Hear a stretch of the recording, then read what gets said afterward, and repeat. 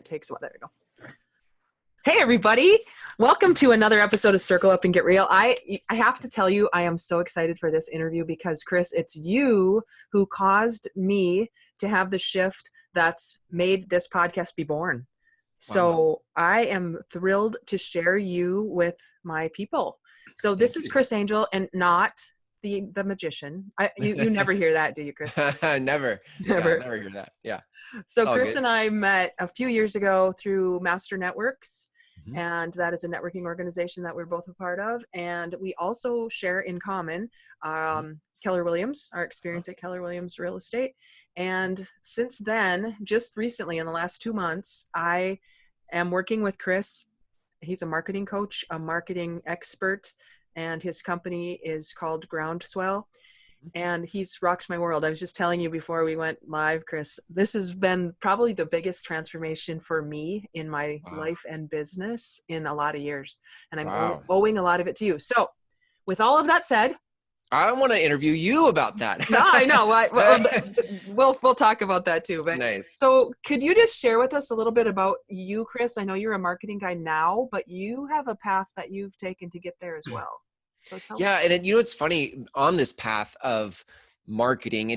I almost feel like marketing is almost not even it anymore. Like I feel like my work is to help people capture their message. Like you have a message in the world. Life is, if you are into transformation, if you're into personal development, if you want to make the world a better place, then you have a message, and my life has taught you something. What we call that in the business world is marketing. But marketing has such baggage attached to it, right? Over the years of manipulation and false scarcity and all the things that people do in marketing that has ruined it. So in some ways, it's like marketing isn't fully an accurate picture of what this is. And it's a place to start if you're in business. Like you have to capture your message. Well, you have to capture your message, and then you have to let the world know that you are available to be hired to do whatever it is you do. And that's where I've gotten stuck, because I know I'm really good at what I do, but telling other people about it has been a challenge for me. And I sense that you've been on kind of a similar journey in your own life. Yeah. Oh, well, absolutely. Coming into my first program is, I don't know what to say. That's the biggest challenge coming into the first program, which is I don't know what to say. And the first program is all about how do you capture what. But for me, if I go all the way back, my first career was as a real estate agent. In 2001, I joined Keller Williams, and for 6.5 years, I wasn't good at selling. I didn't do cold calling. I didn't like scripts. Scripts felt forced, contrived. So I got really good at asking consultative questions. That was sort of my whole thing, was like, if I can get in a conversation with somebody, I could find common ground.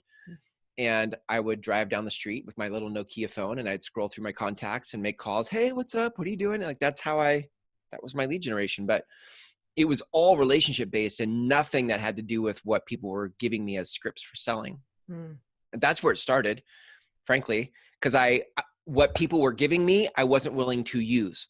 You know what I mean? Like the tools people were giving me to sell, I was like, that doesn't feel like me. I'm not doing that. Like all the way back at the age of 24 in 2001, I teach now all the way back then.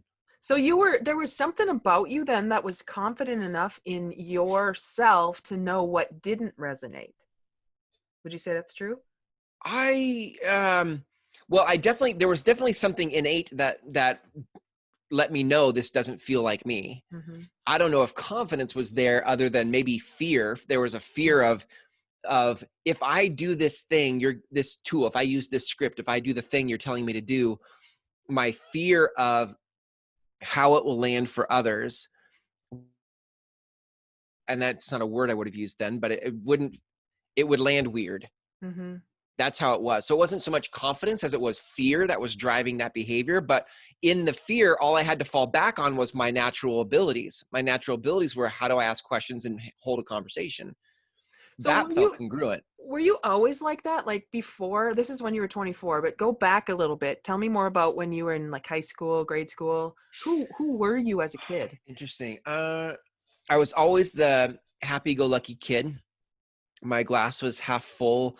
I wanted to follow the rules because I didn't want to get in trouble. Mm. My mom was an elementary school principal for 23 years in the Portland School District. So, like, um, I just never wanted to do the wrong thing. Mm. And that led me to be kind of really quiet.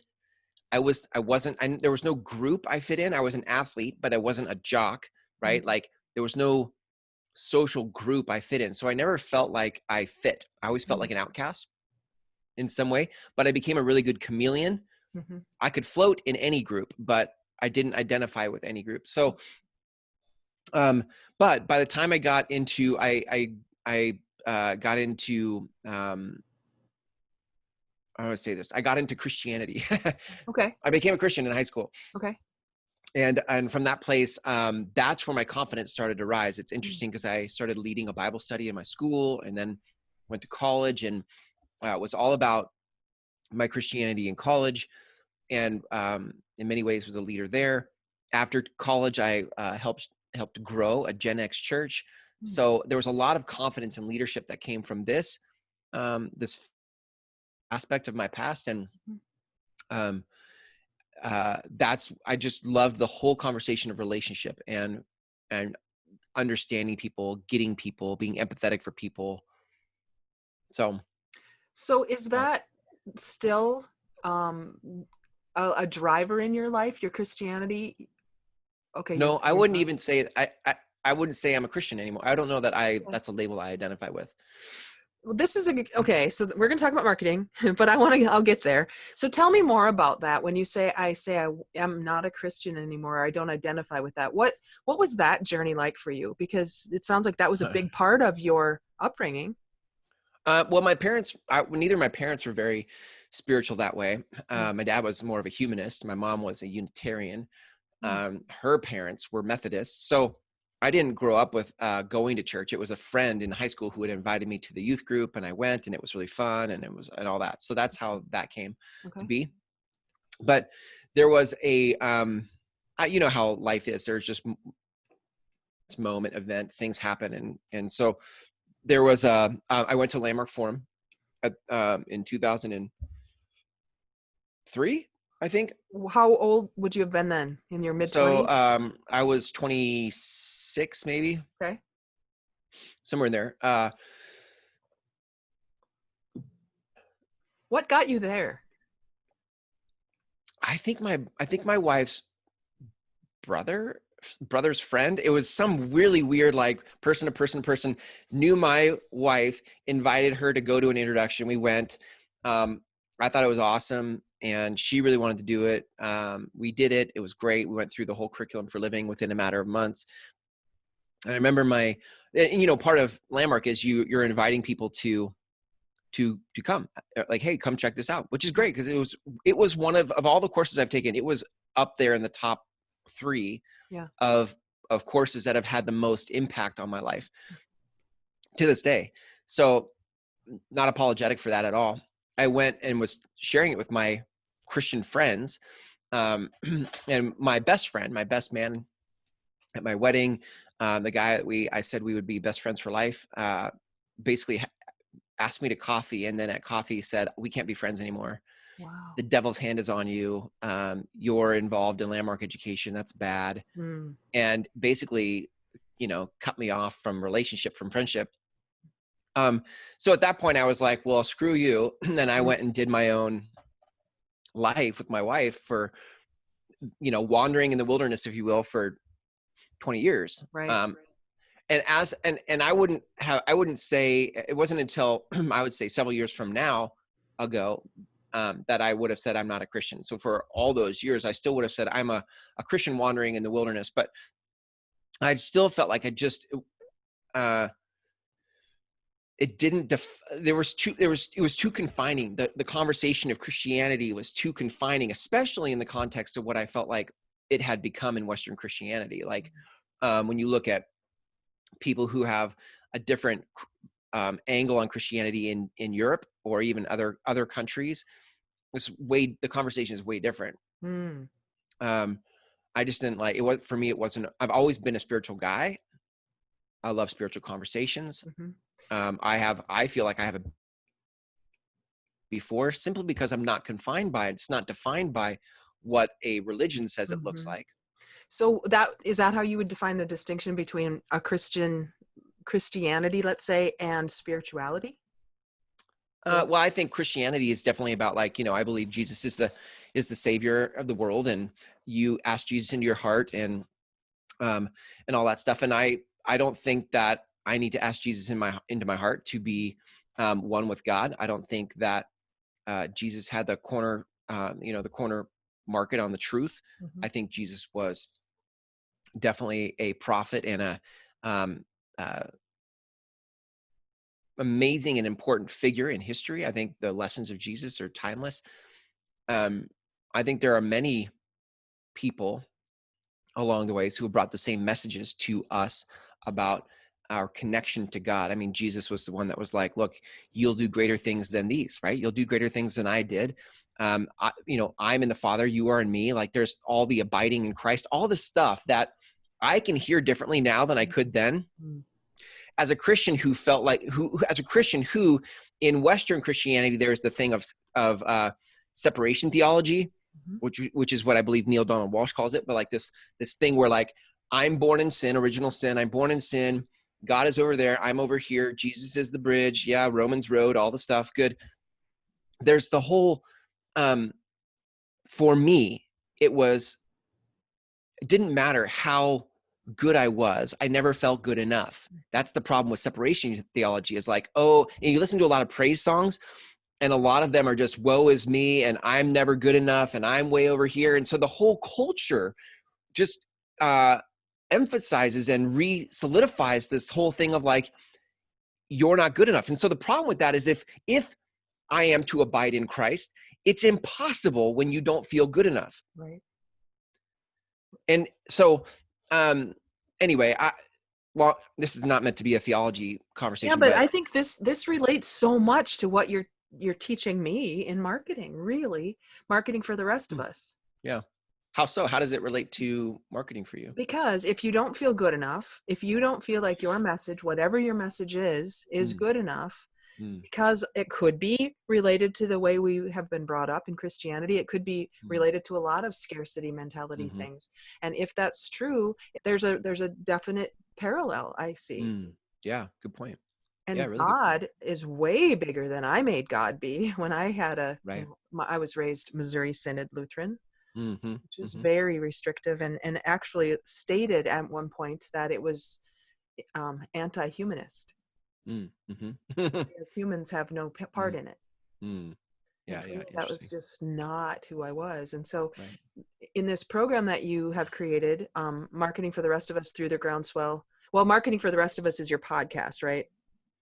Yeah, and even that, I'm moving on to a new conversation that is a little bit more encompassing of the rest of the business Okay. from a soulful place, not just marketing. But yeah, but that podcast is still available. You Mhm. can still find Marketing for the Rest of Us, 368 episodes, I believe. And It's because what you said earlier about marketing being, you didn't say it like this, but I have always heard marketing being like a shiny thing that needs to be, you need to have it all figured out, and you need yeah, to make sure that you're appealing to what you right. call the SEO gods, and you have to make Yeah. sure that you're doing everything you can to make sure everybody finds you. And what I've learned from you is almost exactly the opposite of that. Mm, It's not about trying to appeal to the masses.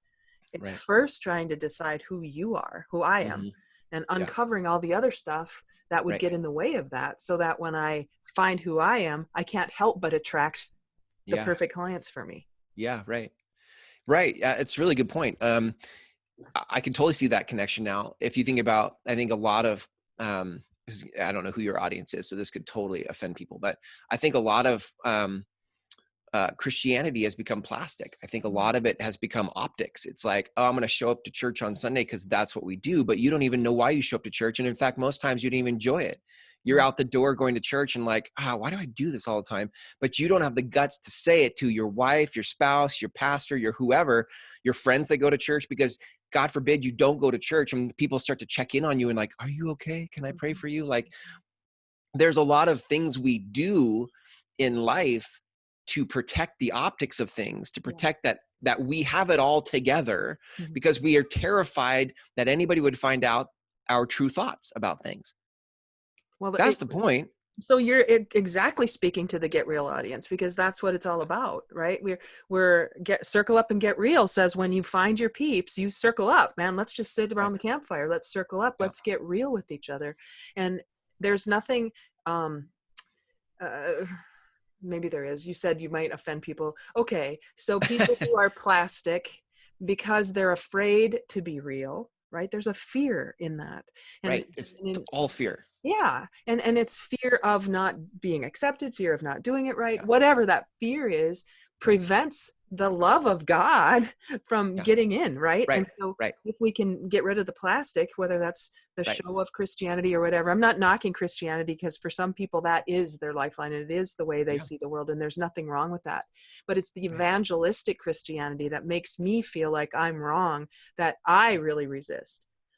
It's inclusive spirituality that I resonate with. It's the same as, I'm so glad you saw it. I didn't see that as a connection, but you're totally right. Like, it's the same thing happening in both cases, like where the world is telling you this is how you have to market, and anything I do that isn't that makes me feel less than and not good enough. And someday I'll make it, but right now I'm not. And same thing in Christianity, where you're like, this is what it looks like to be a good Christian. And this is there are cultural agreements about what we say, how we act, the kind of language we use, the kind of parenting we do. And it's oftentimes not even from like a place of conscious decision. It is I can read between the lines for what's accepted in my peer group and not. Like, we all do it this way, right? So it becomes scary to do anything different, even if what you're doing now doesn't fully feel in alignment with who you are. To do something different, runs the risk of being an outcast, like I was.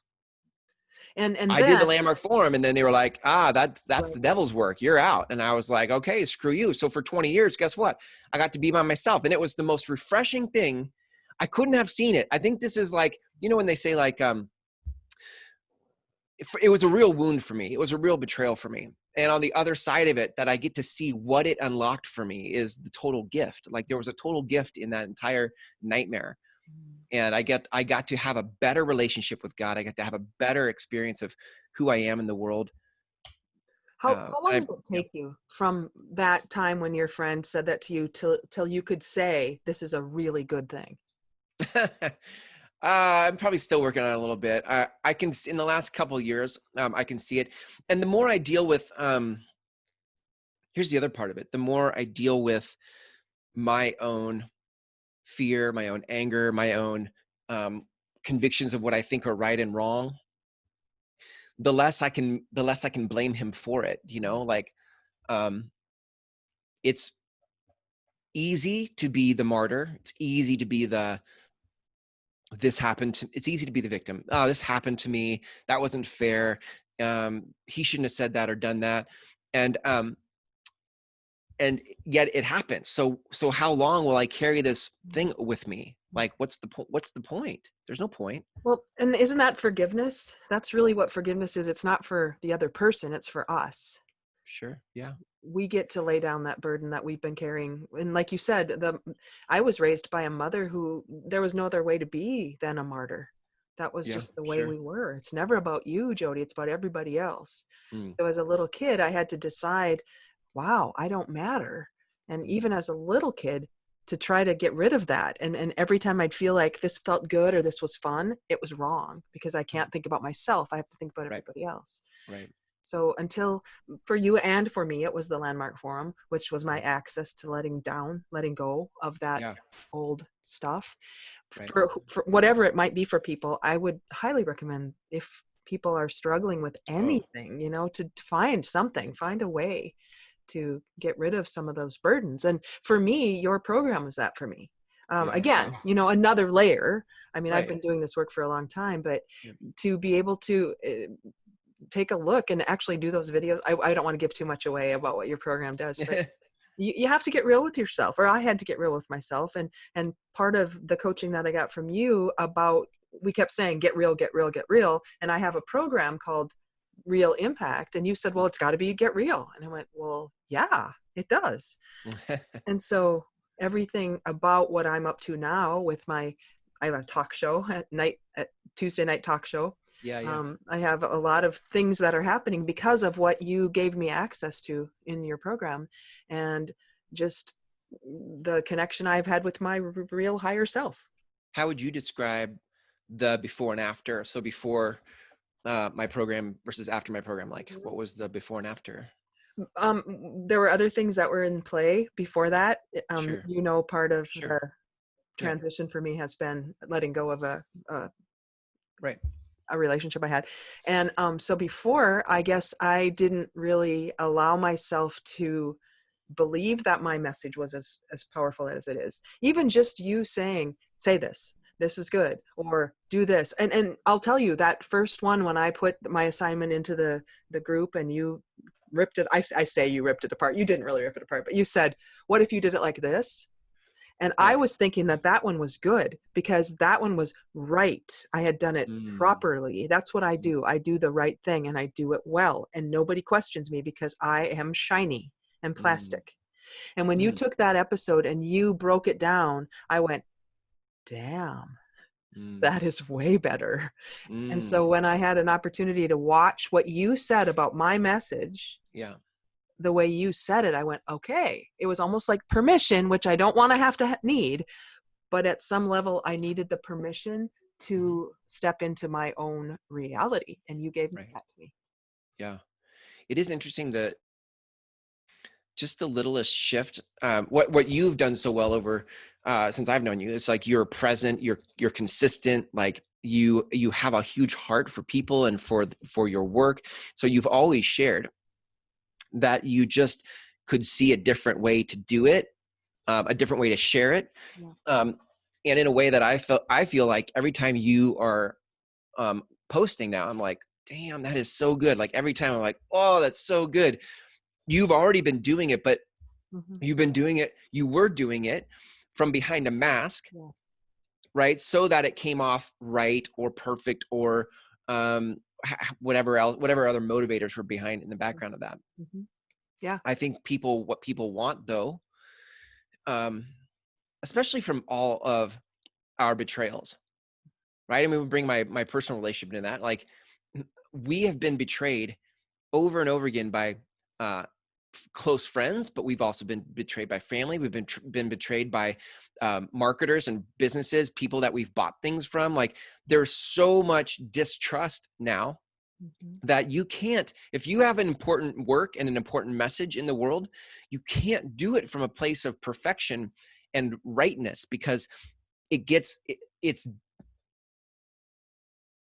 transparency, its value, its depth gets lost Mm-hmm. in the plasticness of things. Yeah. And we don't know better, at least for me, I didn't know better till I had the contrast. I didn't Right. know what I didn't know. Right.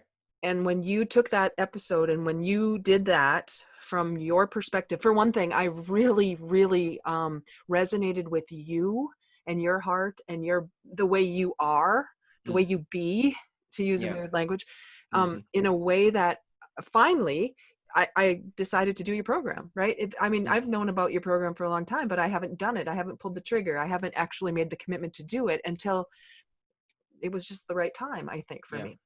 And Yeah. when you took that episode and when you did that, and I just felt so connected with you, Mm. not to you. Does that make sense? Yeah. Connected with you, not to Uh-huh. you.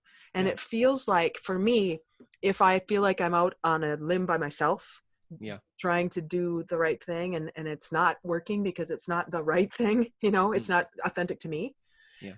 Well, what else is there? I thought I was doing it right. I thought this was Mm. how it was supposed to be done. I thought this is how you did marketing. I thought this was how you built a business. All of that got unpacked in a really quick amount of time. And I Mm. didn't feel the fear of that was not keeping me back. It was Yeah. like connecting with the love of it, if that makes Mm. sense. Yeah. Yeah. Right. Totally. Yeah. I see that a lot when people come through the program, because they come in resistant to marketing, frustrated by marketing, feeling like marketing is not their forte. It's not what they do.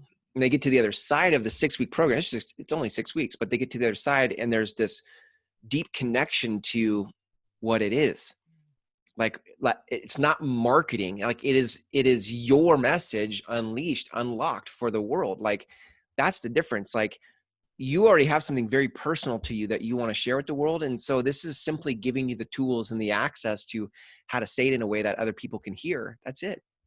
So when you say it like that, who is your target market for what you're doing? Because before you answer that, let me just say that I've been doing my best to be a participant and an observer of your program. I'm a participant most of the time, but every now and then I peek behind the curtain and I go, this is so brilliant. The way you've set it up to use your own process as a teaching. So, so your clients are a certain niche, I think. Right. Totally. Yeah. Who would that be for you? I love people that are dealing with any kind of transformation. So it could be coaches that are dealing with transformation. We've had nutritionists, life coaches, speakers, authors. If you see a different version of the world in your mind, and you want to help the world get there, then those people are great for me because they tend to get what I'm putting down, right? Like, what wasn't great for me was, working with real estate agents, because I was trying to share this type of an approach to marketing with real estate agents for years. I just didn't get it because it's not culturally normal in the real estate space. It's not how the real estate space talks about it. It's also not directly connected to what they sell. If you sell a house, why am I talking about life stuff? So it was hard for them to bridge that gap. But when I started to realize, like, healers, transformational coaches, people in that space, they get this whole conversation of authenticity, alignment. I have a deeper message. I call marketing a spiritual practice, like that I even say that. My people get that, what that means. They get what that marketing as a spiritual practice would be a really cool frame. Right. People that aren't my people hear marketing as a spiritual practice and they're like, what? What? That doesn't, I don't even know what you just said. It doesn't make any sense to me at all. And what I have learned by experiencing it is that you don't need to convince the right people. Yeah. There's no convincing necessary. It's all about connecting and cultivating. Right. And being. And so the more we can be real, authentic, not plastic, the opposite of plastic, ourselves in our lives, the more easy it is to attract the clients who are looking for us too. Now, full disclosure, I am in the middle of waiting for the next course to start, and it's driving me crazy because I have not been in a course with you now for a week or two, and I have to wait till July 3rd before the next one starts. So I'm sitting in this like weird place because I want to move to the next part because I know the next part is going to help me get some more pieces put together. So how did you come up with this whole 3-part course work that you're doing? How did you come up with that, and how old is it? How many years have you been doing it? Well, I've only, so it was, I was doing a marketing agency for 2 years. I created that agency for my coaching clients because they bought into relationship-based marketing, but didn't have the time or the technology inclination to do the work of it. So I created that agency, and I started to realize, like, it's very, it has lots of overhead. It's very time consuming, a lot of moving parts. I'm not an agency type of person. I'm more of a coaching training company kind of person. But I had done that because I felt like it was the right thing to do for my people. Got far enough into that where I'm like, this is, my rates were $1,000 to $2,000 a month for the agency. My people, as I was getting more in touch with who my people really were, my people weren't people who are like, oh yeah, I can easily drop $1,000 to $2,000 a month on agency products. Like, my people are kind of, we're do-it-ourselves. We're bootstrappers. We're like, we'll figure it out. So the idea of giving you $1,000 to $2,000 a month to do something I could figure out, right? Like, I was bumping up against that problem. I realized, like, I can teach my people what they need to know about creating a podcast or finding your message, and you don't need me to pull it out of you. And in fact, it would serve you better if I taught you how to do it. And so I basically became my own competitor and replaced myself, made my agency obsolete. And how long? 2 years ago? It was a year ago. A year ago. It was literally a year ago, like right around right now. Okay. So Um, this and I process is mapped a little out. bit new. It is new. Yeah, it is new. You know what's funny about that though is the amount of when it's right, when it's aligned, there's more resonance in the last year than ever before. This is the best financial year I've had than ever before. Like everything starts to click when you get in alignment. What I was always looking for was alignment, Mm, but it was hard to do when I was stuck in my plastic, right? When I was stuck in trying to do it a certain way, I had no access to my truth. mm, When you don't feel like what you have to offer is good enough, you start looking outside yourself for answers. And so you start trying to copy and model everybody else's thing yep. rather than, and so in that your eyesight, your direction, your view is pointed that way. Mm-hmm. And which makes it, you can't see your own truth. Mm, And when you can't see your own truth, you're not in alignment. right. And when you're not in alignment, things don't resonate with others. You get stuck financially, like all this stuff. Oh, and that's, I wonder if you could have said what you just said without having experienced it yourself. Oh no, no, That's the premise of this whole work is like, you speak from your own truth. That's what makes it valid. That's what makes it powerful. When you speak from theory and concept and ideas of things, it doesn't get me like it does when you speak from your lived experience. That's what makes this work. Mm-hmm. Yeah. And that's what I've experienced. And the okayness with Mm-hmm. being that raw Yeah. has been way different than I would have expected had I not just done it, just leapt off the cliff. Right. And leaping off the cliff cost me something, Mm. but gained me way more than it cost me. Right. Right. And you Yeah. can't know that till you leap. You can't know that till you leap. I mean, you know that one of the things I created for the first 2 weeks I was in your program, I didn't have anything that I was sending people to. I was like, I don't Right. even know what I'm sending people to.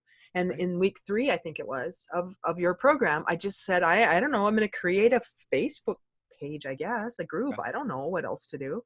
And so I created on May 14th, I created a Facebook group. Yeah. And I think I didn't look today, but we're up to like 850 people in this Whoa. Facebook group that we just created. I say we, Chris, you created it with me. I did it with you, or you did it with me, I feel like. And that there are people out there that are looking for that, looking for Yeah. a place to be real, a place that they Yeah. won't have to be judged to Right. to practice, Yeah. It's cool to see the comments of people who are joining the group and saying, "Oh, I'm so glad I'm in this group," or "It's so great to," especially in Facebook, by the way, where, everybody wants to, attack everybody else. Yeah. There's a group, a side room over here where we actually are willing to be civil and have deep conversations about stuff. I mean, that's really, people are hungry for that, I think. They must be. I mean, I really didn't know when I created this. I said at the very beginning, I don't know. We're doing it together. They came to something that wasn't formed, which to Mm. me is just mind boggling, because there are so many people in my experience that will say, yeah, when you get it all figured out, I'll come, I'll join your thing or buy your deal or whatever. Yeah. This is different. And I think it's because I'm different. One of the, one of the, one of my favorite authors is Seth Godin. Mhm. And he's been highly instrumental in how I think about marketing. And if I go all the way back to Tribes, the book he wrote, Tribes, right? I've spoken about tribes for so long, and it's part of what has driven me to like this direction of like, I know that if I find my people, everything changes. When he said like a tribe is a group of people connected to one another, Mm-hmm. connected to a leader, and connected to an idea, is so important, right? Because that there was this idea of getting real, and that's what we are connected to. Like without the frame or container of getting real, Mm-hmm. that it's connected to one another and connected to you doesn't hold anything. Right. There has to be the idea that we're all gathered around. Mm-hmm. You are the leader of that conversation in that group. You're, even though I know you say you like to have a circle, Yeah. you are actively leading Right. by posting, welcoming new members, bringing interviews into the space. Like you are actively leading the conversation. Mhm. I am. I'm putting it out there. And to your point earlier, the conversations that are happening inside the comments are just Right. so cool to Right. watch. You're Yeah. part of that. You're making connections outside of that. I know a friend of mine in Fargo has really resonated with you. I don't think maybe you met him at Master Networks, but he's a really cool guy who's connected with you. I've watched Ryan, and Yeah. Oh yeah. there's a lot of I love that. It's almost like I get to just watch the whole thing happen, and Mm. I can put a little idea in there and then watch it blossom. That's my That's greatest joy.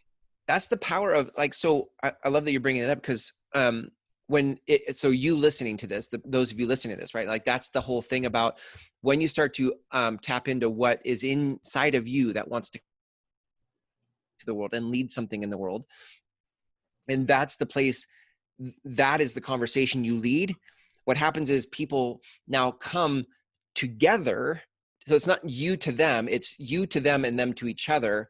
And you get to watch something happen inside of this conversation you're leading. Like that's, most people never get there. They just have a product or a service and they sell it. And then they have to go find somebody else and sell it. But when you have an idea that connects everybody, and that idea is not outside of you, it's already inside of you, Right. and you pull people together around that conversation, now they have a way to create connection with each other. And people are hungry for connection right now. Yeah, exactly. Another term that I'm thinking of that I first heard of through Seth Godin's newest book, the little orange book, is sonder.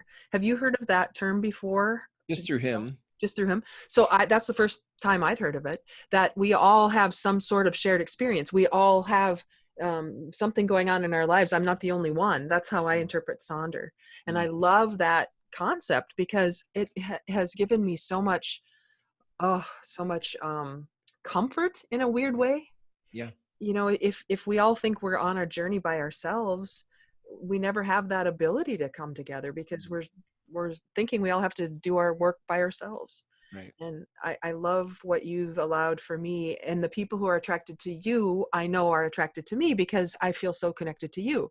So in the same way, now that I get to be an alumni of your program, it's kind of cool because I feel like there won't be an opportunity for me to lose that connection with those people either. Yeah. Oh yeah, totally. Yeah. That. How, when you think about your, you being on this side of the program, what is different for you now? Like, is it just like, oh, Jodee's being raw all the time? Or is it like, you're more willing to look at some, like, how would you describe it? Yeah, I think realizing that there is a market, a network, people out there who want what I'm being, not what I'm doing, for me is huge because it's validation for everything I hoped and wished, but didn't know how to articulate. And so wherever this goes, because I don't know yet, I'm hoping for the next program to figure out, is there a membership? Is there some way that now this group can actually come to the next level where I can get clients out of this? Because right now there's no money being exchanged. And I want to build a business out of this whole concept. So I'm looking forward to having that be the next iteration of what I get to do with you. And when that happens, I think people exchange, I exchanged money with you, right? I exchanged the energy of money with you, which made me show up in a different way than if I had just been having a conversation with you. And because I invested my money and time, two things we always say we don't have enough of, but I invested my money and time. Now I don't know why that makes a difference, but it does. And when people are now invested in themselves, that's where I'm really excited for what the next level will become for maybe some of those people. I don't know, maybe not, but those who do, and those who invest in themselves with you. I want to see that happen too. Yeah. And I want to help you grow so that other people in my circle can have the same experience or a similar experience that I had. Yeah. Thank you. I love that. Yeah. I think it's important that the whole sequence of it is really important. Like, to foreshadow it, you have to start with what your message is, because that's what you are congregating around. That's the idea. Like, when you find it that you're here to lead in the world, which is what my first program is all about. How do you find the conversation you're here to lead? That's the idea that connects everybody. So once you have that, the second program starts to pick up on, like, how do you design and deliver programs? online for people, offline too, but we're in a digital age, Yeah. and you can scale bigger, further, online than you could in person. So how do you deliver programs? Because there's a lot of online classes these days, from Skillshare to Udemy to all kinds of individual people launching programs. Like, there's a ton of programs, but most programs are not great programs. They're not designed in a way that has people not only feel inspired, but also experience the transformation in the time that you give it. It's Most classes are basically an information delivery system. Like, here's some information. It's not an experience. It's not a transformation. So you have to know how to design and then deliver that content, your content. Now, it's not just designing one program. Like you said earlier, I teach a 3-program process where it's like, look, program 1 is about helping them get unstuck from where they're stuck right now. Program 2 is helping them deal with the next set of skills they're going to need. And then program 3 becomes a membership program where the intermediate to advanced conversations really start to happen. Like, that's where the real work gets done. The first 2 programs just get you to the same foundation that we can build from. And it's in the membership that you really can start to have the intermediate to advanced conversations that create change in the world. So I say that because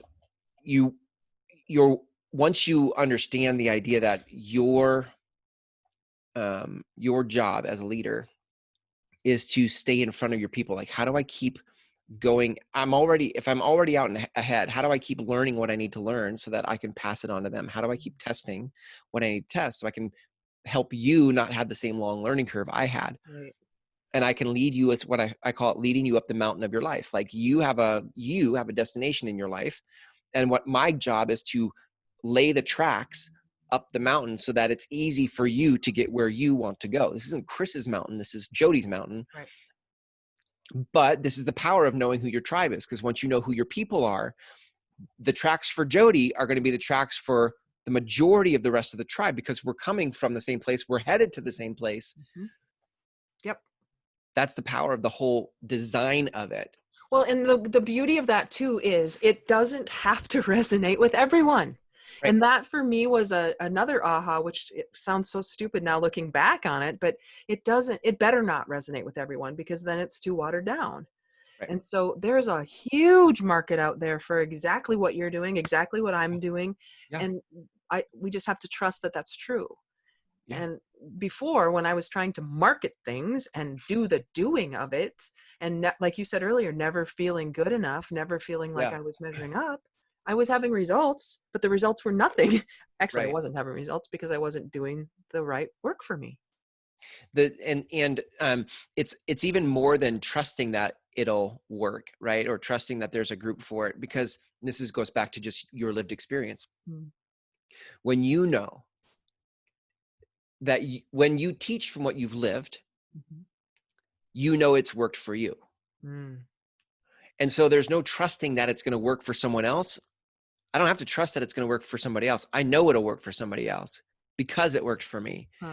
And earlier in my life, when I didn't teach from what I had lived and I taught from the things I read in books, which I did a ton of, I did a ton of teaching from things I read in books because I got ideas. I get ideas quickly.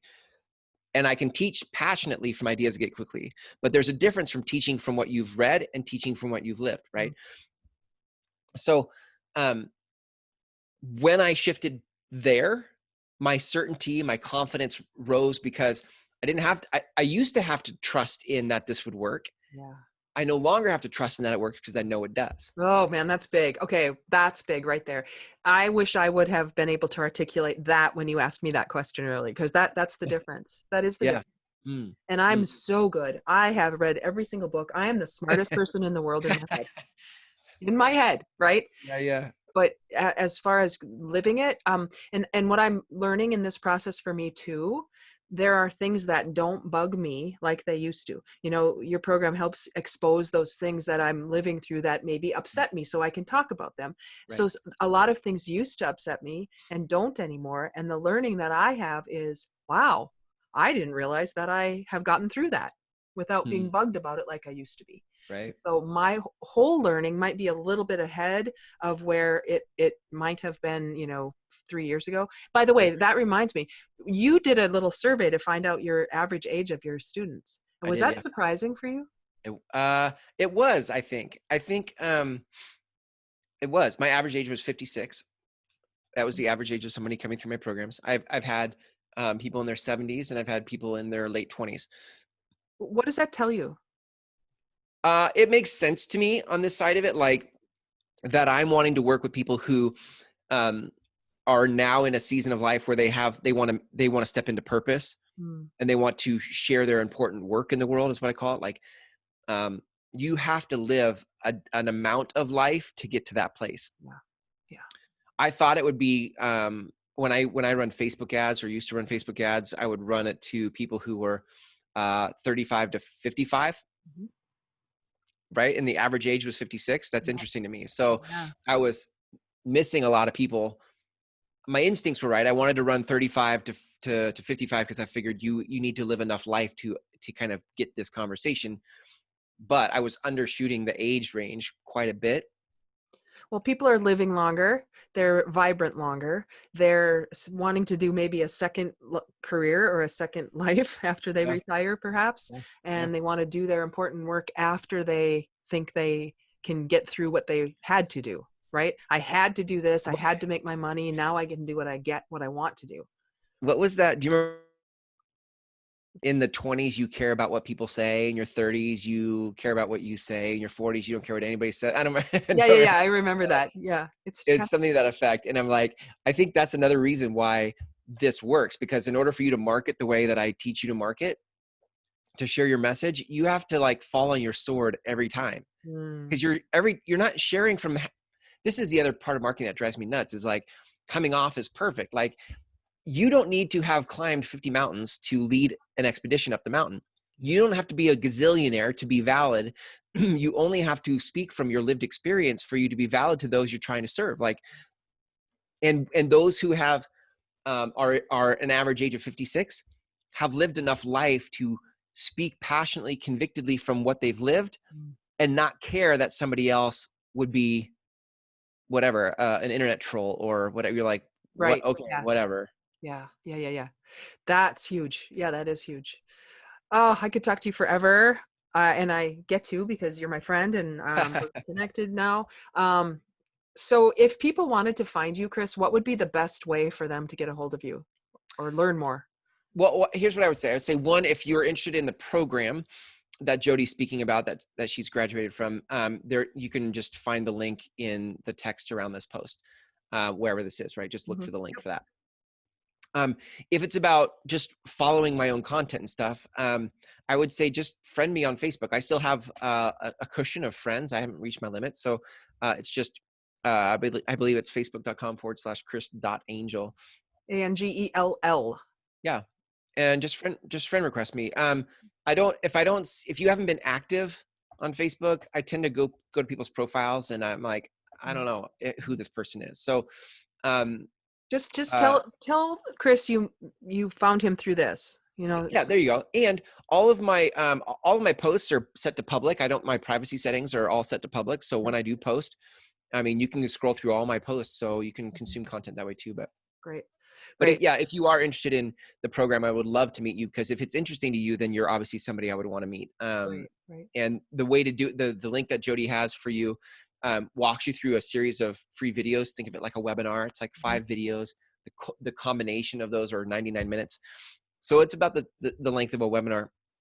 But on the end of that is an application to the program. If you feel like what you hear is a fit for where you want to go, I would love to have you in that program, because my Groundswell in the world, which is the name of my company, my Groundswell in the world is you stepping into your mission, your message, your purpose in a way that feels empowered to you and resonates with others. Ah, that's perfect.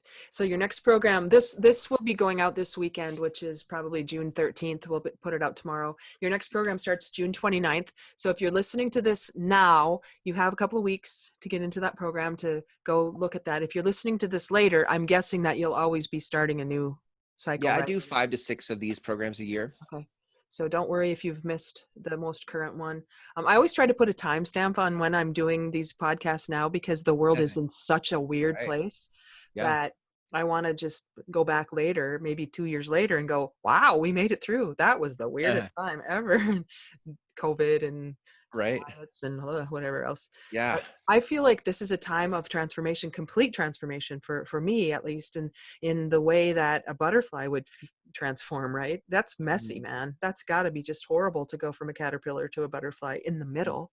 Yeah. And if Yeah. we're in the middle now and we're in the messy, it's got to get better. And Yeah. I'm really encouraged for who we're being together in programs like yours that Yeah. allow me to do my important work. And I Yeah. just thank you so much. Thank you. And groups like yours. Yeah. It's so good. Yeah. Yeah.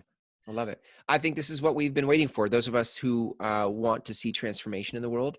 Um, it may not have looked like this, because I think when we have a vision, we tend to envision the good parts and the big, but you know that there's a breakdown before a breakthrough. Like we're in our breakdown, we're Mhm. in a breakdown, Mhm. and there's an opportunity for something new. And if you have important work in the world, this moment was made for you. Like people are never more uh, sensitive or raw or emotionally available than they are right now. Most of our lives, we live sedated, medicated, numbed out to things and scroll, scroll, scroll, scroll.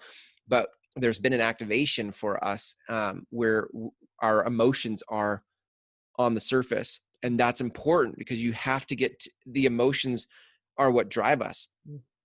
You know, our emotions create walls, our emotions create stories, our emotions create all kinds of things that dictate how we act in the world.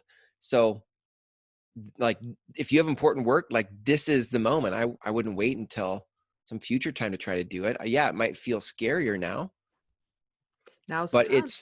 it's ripe. This is it. I Let's feel go. like I need to put music on this. This is the moment. This is the time. And because it kind of is, right? What are we waiting for? What have I been waiting for? I ask myself that a lot, and you've just activated that in me. And I can't even express my gratitude. So I'm thank you. so glad. I'm so thankful that it did. Yeah, me too. Awesome. We'll talk again. I'm looking forward to having my peeps know your peeps. Yeah. Thanks, Jodee, for having me on Yeah, the thank show. you. Thank you. That was so fun. Ah!